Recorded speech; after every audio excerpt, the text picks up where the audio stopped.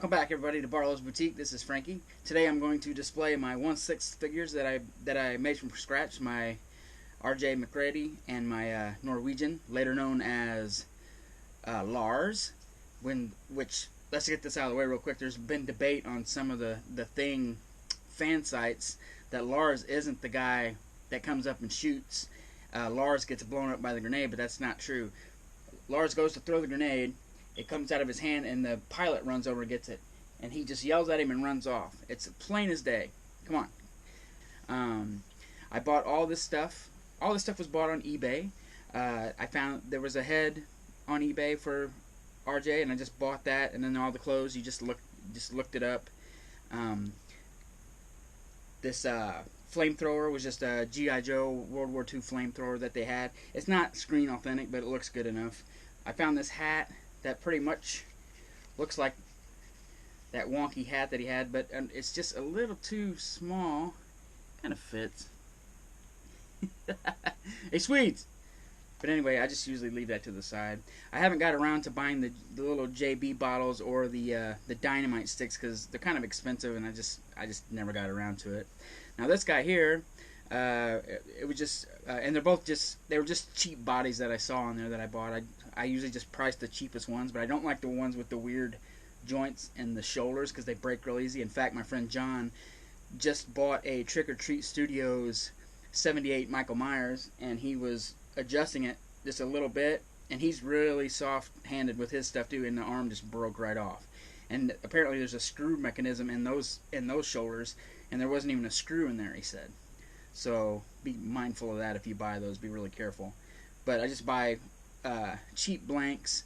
This head was a villain head, and I still have the information for that still in my eBay, so I'll put the link to that head in the description if anybody wants to build one for yourself.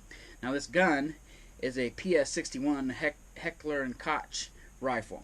Now in the original movie it was a HK-33, and then in the prequel they used a HK-93. Now I'm not a big gun guy at all by any means, but you know, when you try to get as authentic stuff as you can, you know, that's information that I learned by building this thing.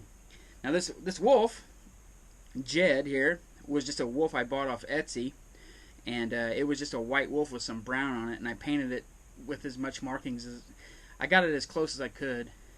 It's the first time I ever tried to paint a wolf, but it looks pretty cool. But yeah, these are real fun to do. You know, collecting sideshows all these years and other 6-scale figures, you see a lot of people do custom jobs. Like my friend Ash, Dr. Satan, he does amazing work. It's just killer. And there's other guys there that just rule at it. So I started dabbling with it, and I'll show some more of my original ones as in different episodes. But these were real fun to do. This thing stand is just something that came from China, and I don't know if they have other character names, but they had the MacReady, so I bought that and used that, and I haven't got around to putting Lars on there. So, but thanks for watching. This is real fun to do. I highly recommend if you're into figure collecting, try to get into making your own too, because it's super fun, especially when they turn out good. Like I love how RJ turned out. I painted that head. This villain head came pre-painted, and these were just G.I. Joe goggles. I couldn't find those goggles that he uses in the movie are called Eskimo goggles. I guess they use them in Alaska because it's hard to see with the sun and, you know, the snow. So I just painted it up to look like that, and it's pretty decent looking. It's decent enough.